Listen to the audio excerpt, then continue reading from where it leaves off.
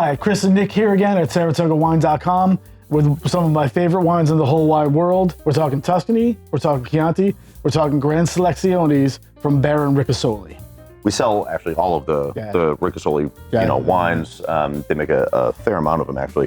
But we really wanted to highlight these because they sell so well, especially for such a premium tier Chianti. Absolutely. And they're up there, but these are 3 single cru Gran Selezione bottlings from Ricasoli. So pretty special juice here.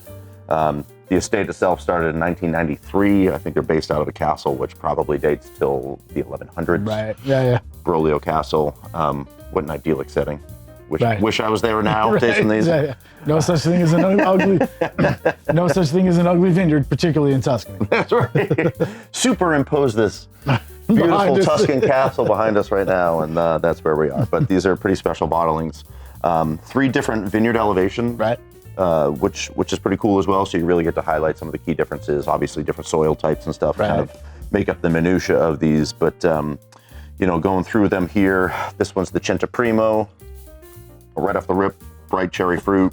Yep. Your classic Chianti markers. Certainly Tuscan herbs. Saddle leather.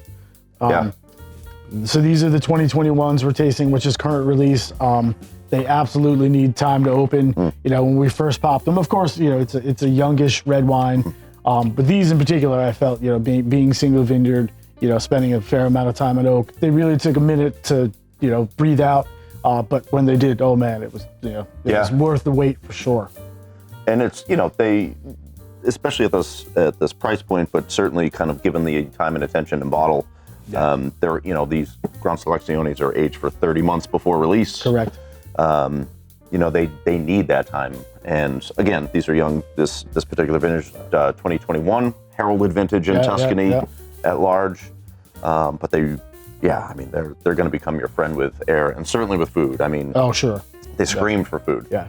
This cries out for a great cut of beef. Oh man, sure. yeah. Red licorice, tart cherry, herbs, all your classic Chianti markers, but really just kind of honed in on a just an elegant, beautifully made, palate. Right, and forget about the word rustic here. These are, like you said, honed in, dialed up, refined expressions of Sangiovese. These happen to be 100% Sangiovese for these Gran Seleziones, and they are. This one's stellar, and I feel confident about the other 2. Yeah. Big bright acids on all these for sure, which was actually one of the first things that we got when we first opened them. But yeah, just mouth-filling acids, some kind of suave tannins, though, not overly extracted or anything like that. Didn't like totally dry out your mouth. I mean, it's certainly a dry wine, but it didn't the searing acidity and too much tannic extraction would have made it unpleasant. Yeah. That it was fairly good right off the rip, but upon with air, it's getting glorious. Yeah, glorious would be a great description. Absolutely. And then on to our second one here. This is Roncicone, so we're going up about 150 feet higher here.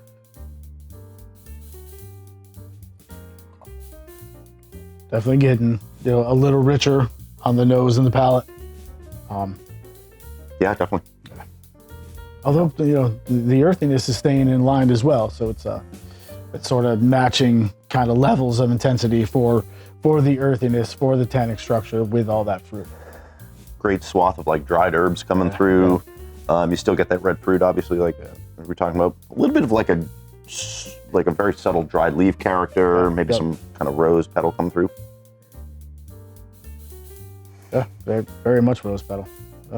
Yeah, I mean, not that it would compare necessarily with a Barolo or Barbaresco, but certainly kind of in that vein of elegance. Right, definitely more floral. And I drink all Chiantis, all levels. I love them. You give me a good $10 Chianti, I'll drink it. But this is definitely more expressive in that floral vein, I would say. Yeah, more acid. Yeah, a little more tannin too. Yeah, I agree. Yeah. Like you said, everything's kind of ramped up. The fruit, the acid, the tannin, everything in balance. Yeah, that's pretty darn good. And really, I think a testament to what they do, but also the 2021 vintage, near perfect. It's going to be iconic. Yeah. Given these are fairly ready to go right now.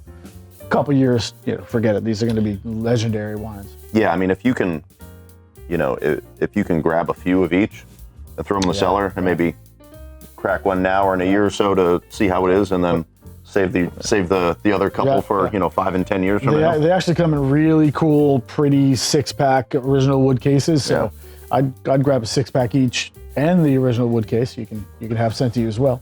That makes a great display and great wine.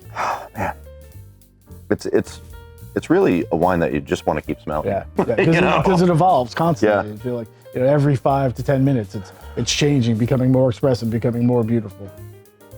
Little like kind of citrus orange zest note, real subtle. Everything is subtle. Yeah, orange peel. Yeah.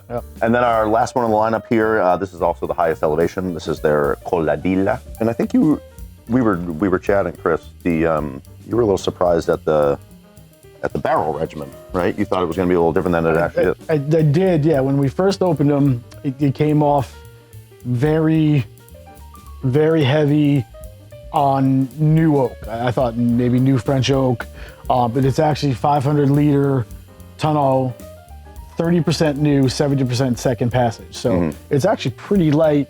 So I guess all that, I was worried about the tannins and the acidity, and I thought the oak was going to kind of make that even more jarring. But again, as they open and flesh out, that oak influence to me is finally settled down, and it's getting well integrated. I'm getting actually kind of the ripest fruit profile out of this one, which is interesting given that this is the highest elevation too. Right, and I'll admit that I was skeptical of that. I thought higher elevation is often, it's cooler, leaner wine. Still beautiful, but I really expected it to go the other way. I even suggested him try them in the other order, just because I thought higher would be cooler, less expressive fruit. But yeah, you were right. This is the right call, going lower to higher. Yeah, this is very, very expressive. A lot more of that Bing cherry. It's not sweet, but there's a ripeness to it, yeah, right? Yeah, exactly. Yeah. Again with the herbs, but getting that orange zest thing going on as well. Yeah. The saddle leather is always a calling card for me for Sangiovese. I get more of the leather on this one. Yeah, and it's so well integrated. You can't have fruit and that kind of saddle leather component working against each other. Yeah. They're definitely coming together. And to me, that's the acid and the tannin doing its job, holding up all that fruit. So that's a good call. Yeah, these are as beautiful as I'd hoped. Wow. On occasion, which is really cool too, we're able to find a few cases here and there of some back vintages from our pre-arrival offerings, which is awesome. We get them whenever we can, but it's certainly a great source for back vintage bottlings. We're onto the 21s now. Yep. I think we still have some inventory with our distributor, yep, so definitely that's a good sign. Eventually we'll be onto the 22s, and then I think the 23s are going to be pretty special as well. Definitely. So, a couple really awesome vintages to keep an eye out for. Stunning lineup today from the folks at Ricasoli. Their single vineyard Gran Selezione Chiantis. It's absolutely fantastic. So check them out here, SaratogaWine.com, and we'll see you soon. Cheers. Enjoy.